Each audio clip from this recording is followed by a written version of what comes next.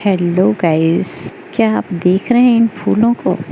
ये फूल कांटों के साथ कितनी खूबसूरती से मुस्कुरा रहे हैं। इसकी वजह है सिर्फ और सिर्फ उस परमात्मा की शक्ति। अतः आज मैं आपके सामने जीवन के एक ऐसे सत्य को रखना चाहती हूँ जो छोटा है लेकिन बहुत गहरा है। जहाँ परमात्मा का साथ हो वहाँ कितने भी तूफान क्यों ना आए, वो तोहफा बन ही जाते हैं। साथियों, जीवन आसान नहीं होता। हर किसी के जीवन में ऐसे पल जरूर आते हैं जब सब कुछ ठीक होते हुए भी मन बहुत अशांत रहता है। जैसे कभी असफलता, कभी अपमान, कभी बीमारी, तो कभी अपनों का साथ छूट जाना।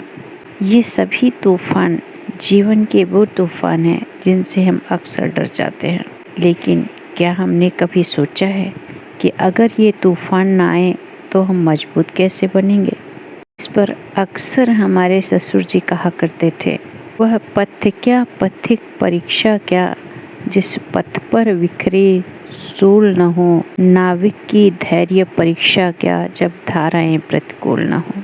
अर्थात जब नाव शांत पानी में चलती है तो नाविक की कोई परीक्षा नहीं होती, लेकिन जब वही नाव तूफानों से टकराती है तभी एक साधारण नाविक एक कुशल और साहसी नाविक बनता है। इसी तरह परमात्मा हमें हर बार सुख नहीं देता, वह हमें सहन शक्ति, धैर्य और आत्मबल देता है। कि परमात्मा जानते हैं कि सुख हमें आराम देता है लेकिन संघर्ष हमें पहचान देता है।